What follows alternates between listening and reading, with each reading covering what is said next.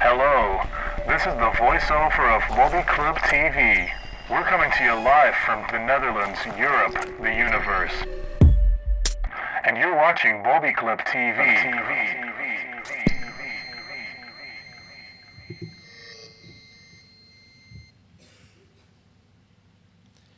Welcome everybody at Wobby.Club TV. I'm Herman and I have the honor to present to you today 6 artists that have been working in the To Riso Or Not workshop, the residency that has been going on here at Make Eindhoven, where we are streaming from today. And Wobby is a magazine, a riso printed, stencil printed magazine. Riso is the name that some people use, some people say stencil printed. To be a little bit more broad and technical about it, we are going to tell you about this, about what it means. But the magazine, Wobby, is a international, it shows international artists, illustrators that are autonomously working in the field of illustration, graphic design, visual arts. And often there's a humoristic part of it, which is also part of the, I think, of the riso scene that's very international. And the artists that we have today are part of this riso scene, I would say. At least if they were not already, then they are now, after the To Riso Or Not that they have been part of. But I should also say, before we start going to Fynn and Mizuki, who are here on the table with me, where we are at Make Eindhoven, like I said. It's the Dutch Design Week, so a lot of people here in Eindhoven are going all different directions, and we are here in the workspace where there is a beautiful combination of techniques available for artists. It has been for several years. I don't know exactly how many years. Maybe someone in the audience can whisper that to me. Over 13 years. 30 years. 30 years. And here since 2017. Thank you, Lex, the director here. Here, people can work at different techniques. Here at the moment you see a few of the ovens and glass works, metal works that are made in this part of the building, and on the other side of this wall that you at home cannot see, but which is next to our audience here, our physical audience, sorry. There in that space there is a print shop, printmaking area with, well, there's, I don't know how many techniques, but a lot of techniques that are used in graphical arts. And the people in To Riso Or Not were allowed to play and to experiment with all these techniques you can see now in the screen. Yeah, so maybe the artists, I will give the word to the people that worked with it. And one of these people is Fynn here, yes, next to me. Hello, thank you. Fynn van Ziel. And how did you experience working in these 2 weeks here? It was very good, very playful. I enjoyed the collaboration, or like the interaction with the other participants a lot. And yeah, was there a lot of interaction between you? Yeah, I mean, like every now and then we spoke about each other's works a bit, and yeah. We didn't make like one big collaborative piece, but we made the exhibition in the end together. Yeah. And some small collaborations, but yeah. Oh yeah. So in the experimental process, you sometimes work together also. Yeah. Yeah, tiny bits. Yeah. Yeah. I mean, we did one big piece with Jiaojiao, me, and Koen Taselaar, who was also there every now and then. And yeah. Yeah, because Koen, he was not part of the 6 that were invited to take part of this residency, but he was the mentor, so to say, who was popping in sometimes to talk with you about your work and looking over our shoulder. Yeah. And he didn't really feel like a mentor, but more like just a nice guy hanging around every now and then. Yeah. Was it useful to have the nice guy hanging around? Yeah, I think this is the good kind of mentor. I think. It was nice. Okay. Yeah. And next to you is Mizuki. How did you? What's your reaction if you need to sum it up? The 2 weeks for you. What did it give you? Yeah, the limited time of 2 weeks or 10 days is to say it gave me the freedom to experiment. Because it was on the first 2 days I was in a trap, like I didn't know what to make, and I had the feeling I have to do something to work on a final product. And here it was not the case. It was about the process of making and interacting with each other. So that helped me a lot. But you did work towards a final product. Yes. Project. Maybe I don't know how you would want to call it, but what we see now in the screen is one of your works that came out of it. It's printed, I think, screen printed on textile, and adding some other print techniques to it. Why do you work with different techniques and combine them? What do you like about it? I like, with my work, I want to combine different techniques. That's what I do with my recent works as well, and that's kind of. I like to see the texture and how the colors work together. Yeah. You can see it like. Because you could have printed everything we see with one technique on textile. But for instance, the hand in the middle is paper, right? It's it's a riso, or what's the technique? Yes, the hand and in the corners, like the plants are on paper with riso print. And there's a sun. Is it a sun in the middle? Yes,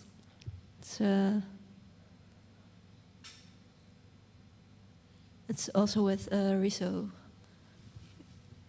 And in your other work, I took the liberty of seeing a little bit of your other work before.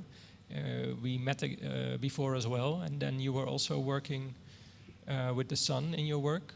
Is there a special relation you have to this topic, or is it a coincidence? Well, I had this inspiration from my latest book I made, and that was a story about someone who got lost in the desert, and then the sun was a threat to that person, and that was. But it's also, I kind of admire the kind of like mythologies in, like, for Egypt or Greece. I get a lot of inspiration from the god of sun, for example. So that's the reason I use the sun often in the center of work. Really nice. It works out really nice, and the different techniques give it a lot of depth as well. Huh? And there's the textile that you printed has it's almost like a certain texture. The yellow parts, is that very composed? The yellow parts in the background, so to say, or is it? How did you went about making those?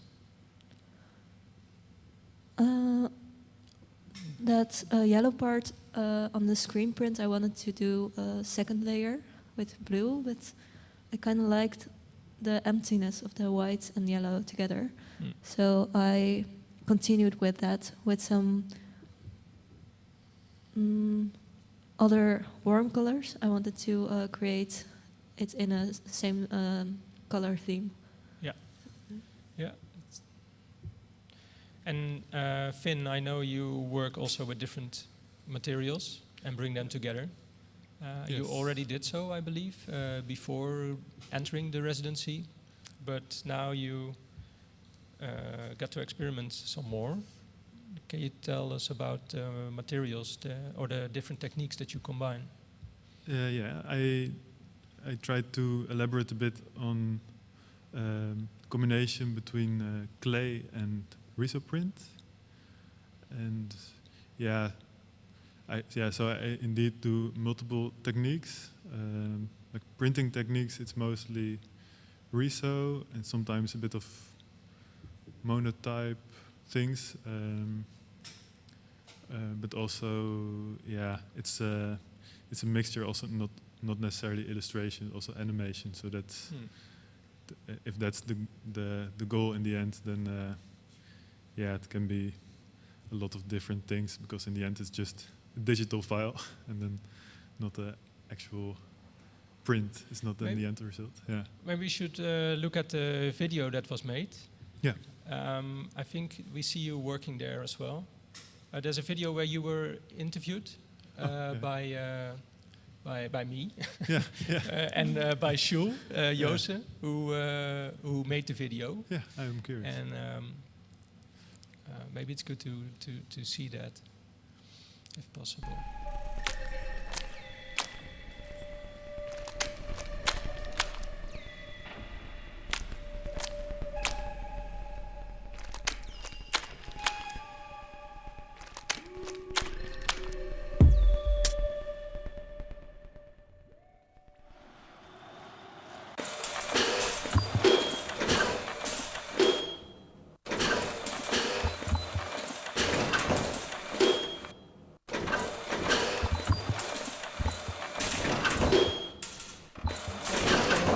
Back to experiment with mixed media. So I paint on textile as well and use like plastic and that kind of thing. I like it with all the techniques they offer at Make, because I didn't have quite the time at my academy to experiment with it. During this workshop time, I figured that I'll try to use the computer as least as possible and just work with hands as much as I can. I think what is for me important is to make things which are not very standard and very predictable. When you're not studying anymore, you usually don't have that much time for research and experimentation. You usually have to already work with the skills that you have. So it is nice to have an opportunity like this one to create these new skills. This past year was my first year as a freelance illustrator without an academy. What I used to do was only work on the computer. Then I just made this clay scene in computer indeed. So that already felt a bit like claying. Yeah, so when I switched to clay, it also felt like a bit of a natural process. But I'm also trying to make other illustrators also do this, because I think like it's really nice if other people would also start making things more plasticine. People will turn to clay in the end.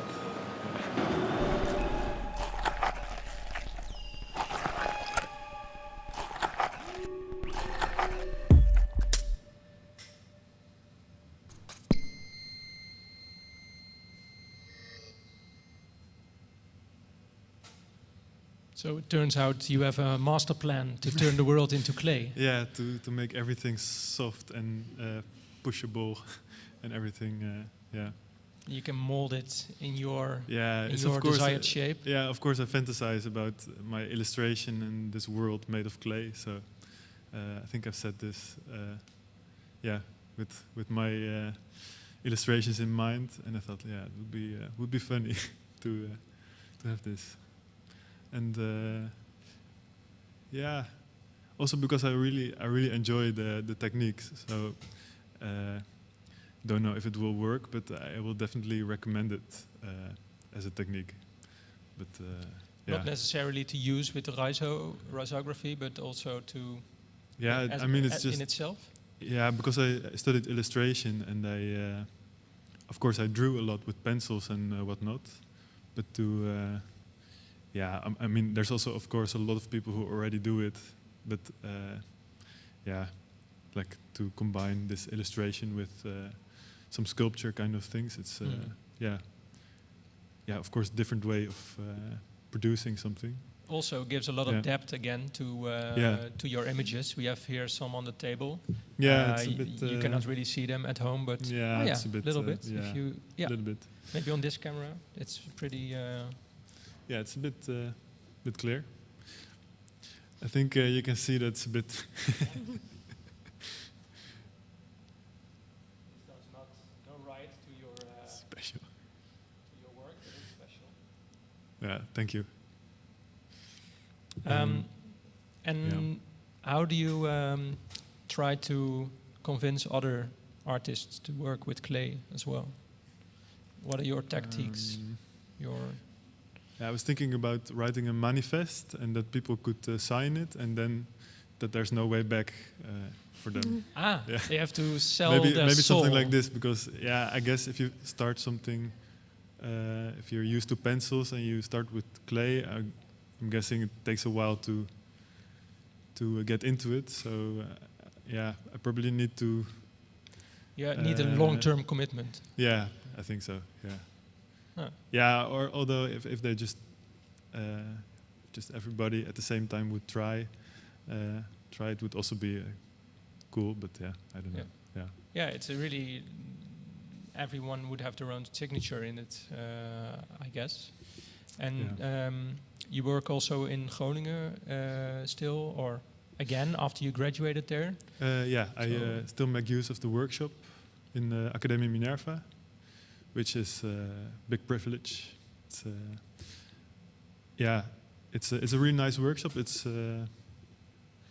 like the place here at Make, but then in different layers. So and then also the workshop I'm in is more only riso and some letterpress and bookbinding.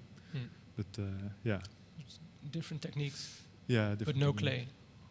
No, not yet. Only under the table. No, next time I'll go there, I'll bring some clay, definitely. Yeah. I'm sure that will be inspiring for the people that work there. Yeah. You were talking about working together. You made a collaboration with Koen and. Yeah, I made a horse, a rocking horse. Yeah. Een hobbelpaard of een schommelpaard, and it's so I made it, and we thought like, okay, if it's a bit in the bottom, of course it's like this horse is usually on the ground, and this is the horse. This is a different one. Yeah, shall I play the soundtrack? Well, this horse has a soundtrack. Yeah, this horse. Yeah. Okay.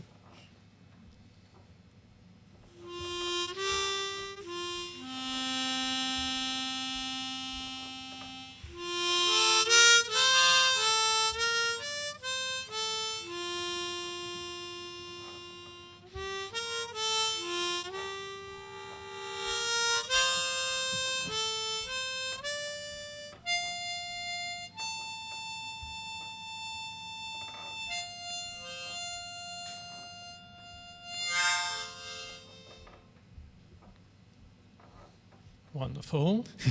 Big applause, please. Thank you. Yeah, this is another horse I made. I made a lot of these horses because, I thought let's go with one or two objects.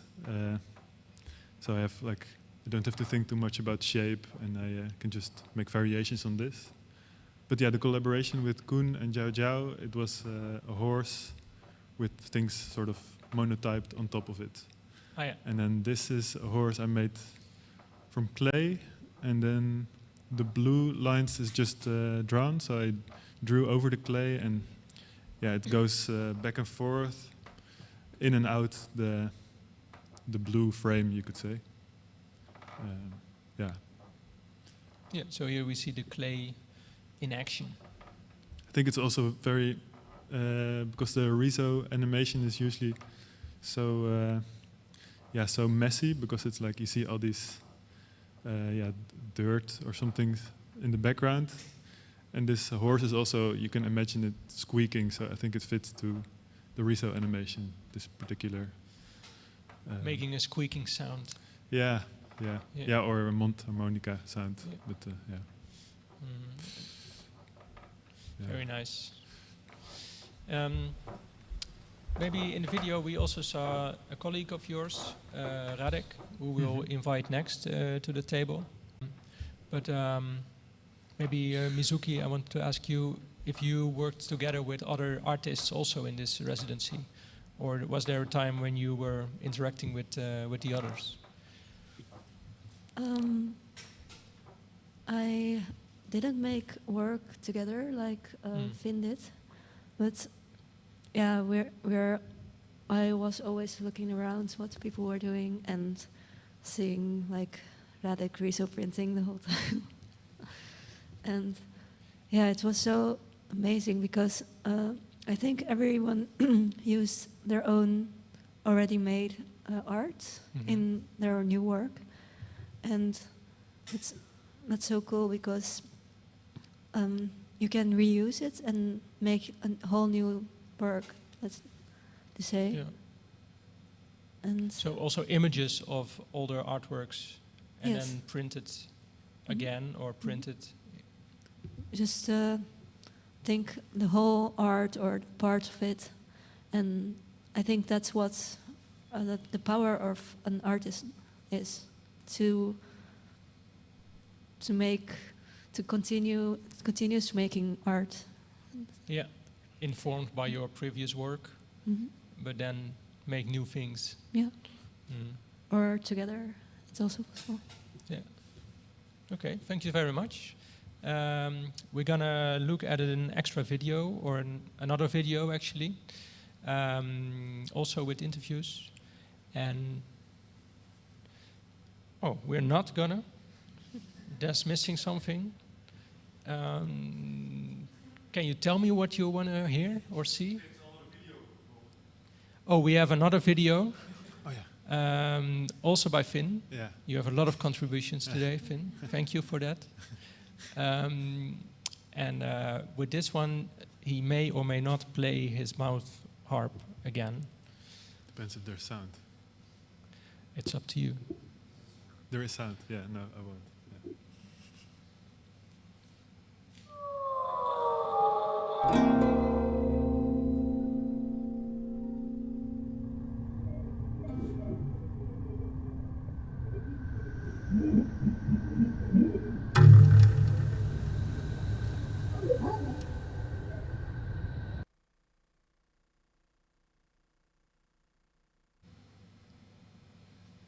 Yeah. Yeah, Yeah, thank you. This was a snippet of my graduation film, because there's also Riso animation in it. Yeah, So I guess. we didn't talk about that part of No. your work as much, but we can do another episode, I think, of some of the other Wobby YouTube outlets, like the Yeah. morning show or somewhere Yeah. else. We can Yeah. talk about it. Definitely. Yeah. Okay. Well, Thank you. thanks. And then now we go to the other video. Yes, okay. To introduce the other artists.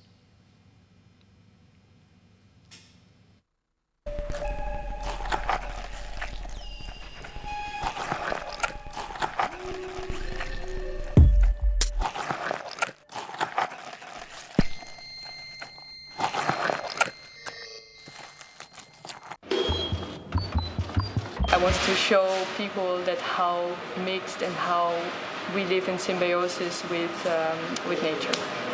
I really want to go into the technique of lithography because you can put so much detail in it, and I really love it to lose myself in detail. That was why I started using lithography, and now I have to make everything in 2 weeks, which is for me a bit terrifying. Or maybe I just throw everything off the table and I start something else. Yeah. I want to make some artwork with plants. Yeah, this plant I pick up on the streets, and I want to try like print it with the digital printer, and I want to see how it's going, and then I will make combination with my drawing and plans. I'm a painter and I do performances with my collective/fictional record label called Broken Toaster Records. I recently started a database with pictures of hand gestures that were made during performances, and I copied them and mirrored them to turn them into a pattern. I like to frame stuff. It's a very easy way to give something clarity. So I don't know what the image in the center will be yet, but I do have a frame. Yeah.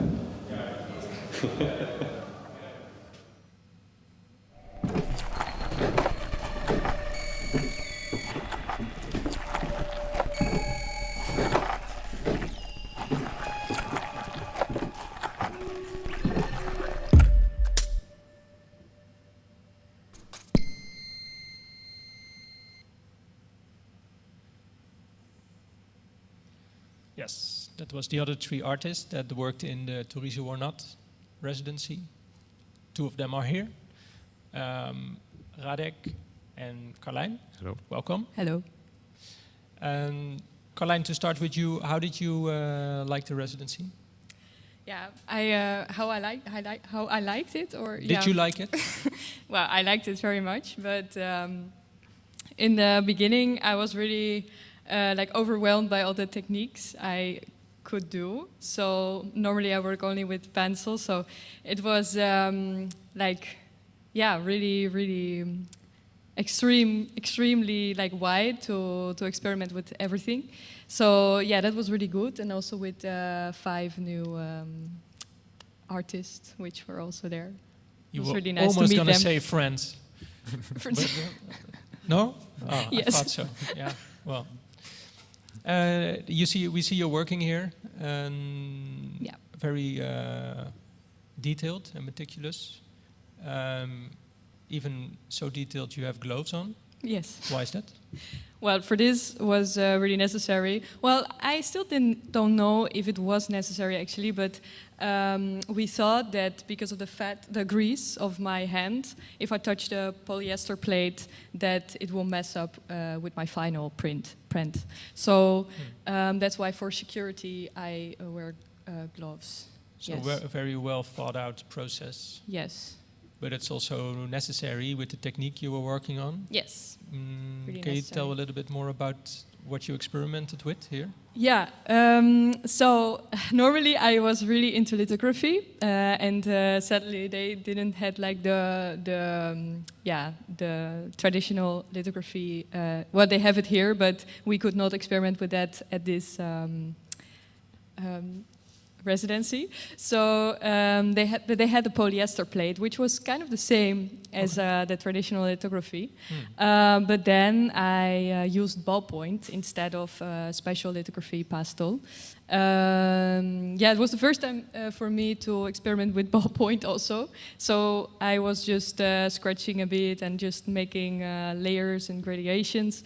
And yeah, then we printed it. And yeah, it was really cool because it came out super detailed, and everything what I put on the polyester plate was directly pressed on the paper. So that was really cool to experience with. So. Because with lithography, that's not obvious that happens. Yeah, well, there are a lot of steps in between. So first, well, I'm not going to explain the whole thing because then we are tomorrow. I assume our audience is.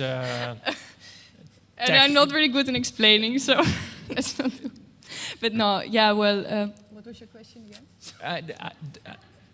Well, let's ask: how is it different from traditional lithography? What you tried out? Well, okay, I try to explain. First, for the end result, like how is the end result different than? yeah, there are so many things that can be different. But for example, with me, because I work with lithography pastel, and you can work really like you have a lot of gradients and a lot of different like shadows and contrast. You can play with that a lot. And I think with this polyester plate, yeah, you can press the ballpoint really hard or soft, so you get a bit of the similar maybe feeling, but it's like a longer process, and this was more short, so actually perfect for the residency also. But so that's also something that the technique gave back to you, like you worked with it in a certain way, and the material reacts in a certain way. Yeah. And then the outcome is a collaboration between you and this polyester plate. Yes. Yeah. That's wonderful. Yeah, it was really wonderful. We have a new friendship now, I think. Yeah. Okay. Yeah. Great. Really beautiful. Where is the plate now? At home. At home. Okay. In Zwolle. Yeah. Okay. So. Nice. Yeah.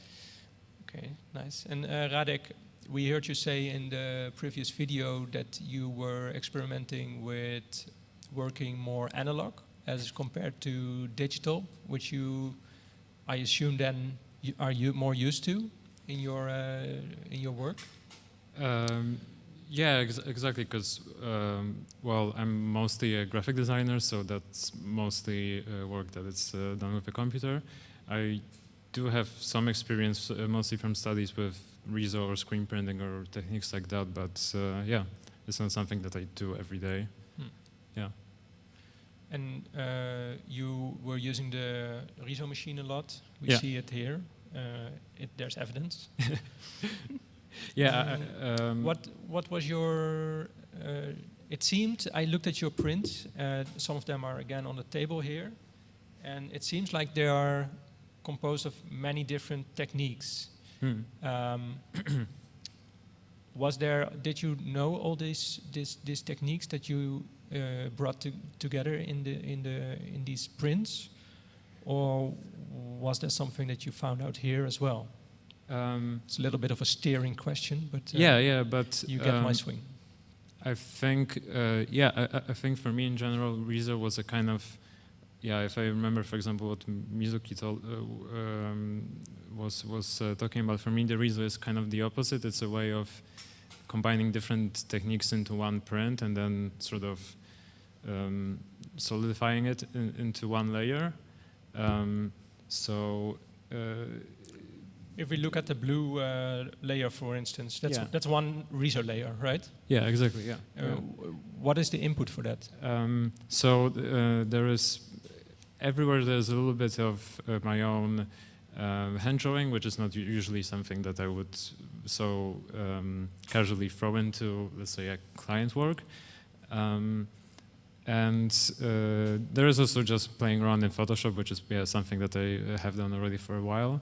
One thing that I discovered completely during this residency was working with like the whole neural network AI things, which were very fashionable like a couple of months ago on the internet. And that was something that never interested me that much because I didn't like the results, but now I kind of learned how to use them a bit more on my own and how to get results, which also I liked much better. And again, it was kind of very nice to, as you said, to combine everything together during that 2 weeks' time. Do you have an example of where we can see this, these neural networks, maybe together with your drawings? I think that's that's a good example. Yeah. Because towards the end of the residency, I tried to do something which would be really my own work, but here you can see that I kind of stacked a couple of images together, and then the thing about multicolor printing with riso is that you have to print separately each color layer. If you want to have a fully colored photograph, you have to print each layer and make sure that it overlaps correctly. So here, instead of doing that, I mixed in my own drawing instead of having a computer layer. Yeah.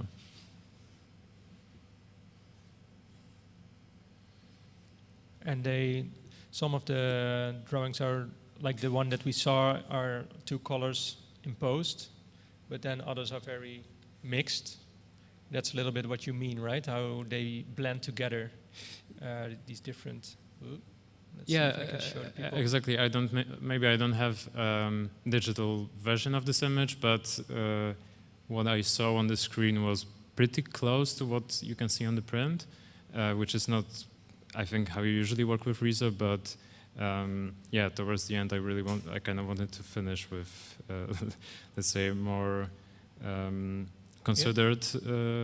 Does it look like what you saw on the screen? I would say it's pretty close. Of course, the orange definitely comes out a bit differently, and it's because the Riso colors are a certain type of colors, and in the machine you have millions of colors, so you have to pick and select and divide color fields to module to form the colors on the actual print.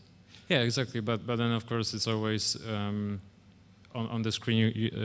Everything always looks a bit more vibrant and colorful, and usually when you print you lose that. But by using the risograph, you can get a different kind of vibrant effects from the colors. Yeah. Is there some? How many colors is this, for instance, that we just saw? It's 4 layers imposed on top of each other, which hopefully gives a full color illusion effect. Yeah. Yeah.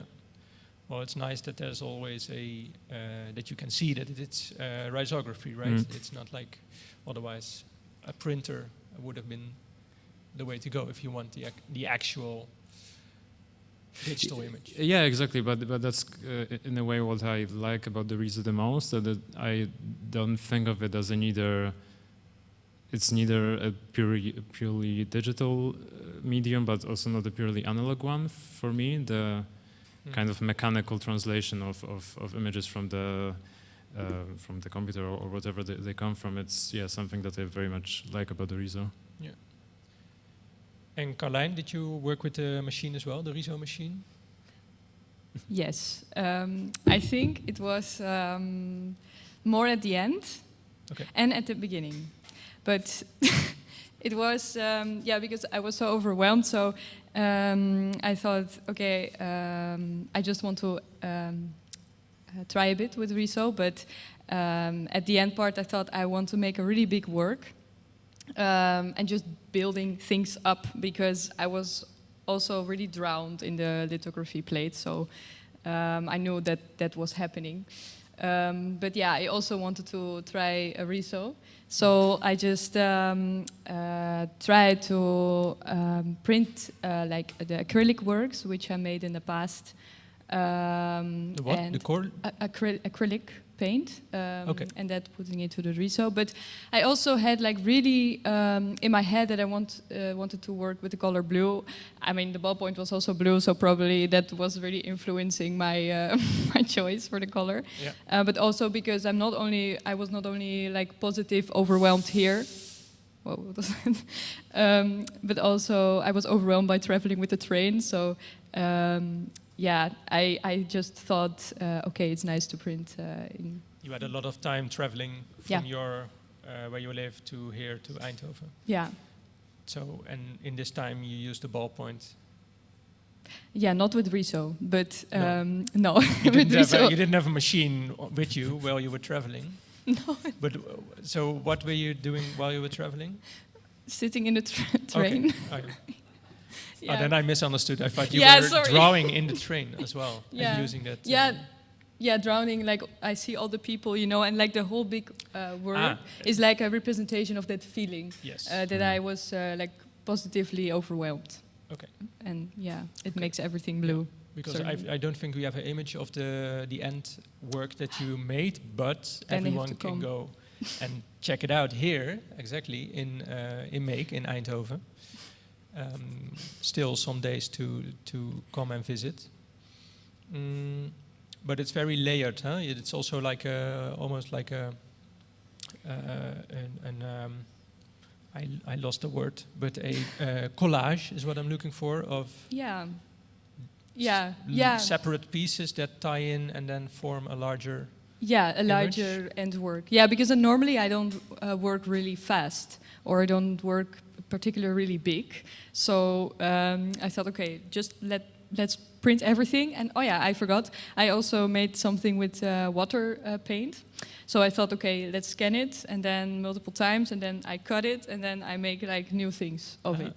So yeah, that was really fun. The water paint, and then to scan it in the Riso machine. Yeah. Scan it in the Riso machine, yeah. So and then you didn't use the water print original, but the Riso part. Copy. Yeah, the copies, and then I scanned it again on the device here, just a normal scanner, and then I put it in Photoshop and I mixed a bit with it. Normally, I don't also work with Photoshop, so well, there were a lot of new discoveries. Interesting. But yeah. Okay.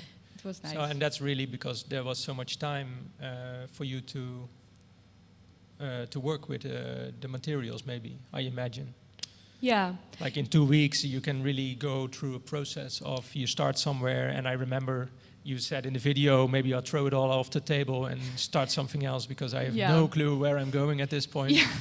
Well, I know that I want to work, if I have a plan in my head, I want to work on that plan, and I just want to, if I want to make a really detailed graphite drawing, I do it. But now I was really forced to just, and it was really good for me because normally I get stuck with these kind of things, but now I just, I experienced another Carlyn in the... Wow, that's great. Another friend. Yes, another friend. Nice. Yeah. Okay. Yeah. Well, that's good to hear. Yeah. Radek, is there anything you want to add at this point in the conversation? Go clay. Yes, go clay. Go clay. Oh, we got one fan. I'm also switching to clay now. Have you tried in this past 2 weeks? Sadly no. So I've realized that it's a bit of a waste what I did. Oh my God. Maybe we do the next residency at Fynn's. In Groningen. Yeah. Well, yeah. Beautiful things are happening here. Okay. Well, then I think we've talked for a long time, and thank you so much. Thank you. Thank you. I will end by, asking again, or saying that the exhibition is still on for a couple of days during the Dutch Design Week, once more in Make in Eindhoven. Come check it out while you are here. Also, the area is very nice where it is in Eindhoven. It's pretty close to the station. Everyone here, the artists, thank you very much. Thank you, Make, for hosting. Thank you, Wobby, for organizing this. And I think you see everyone involved now down in the screen. And we'll see you next year, maybe.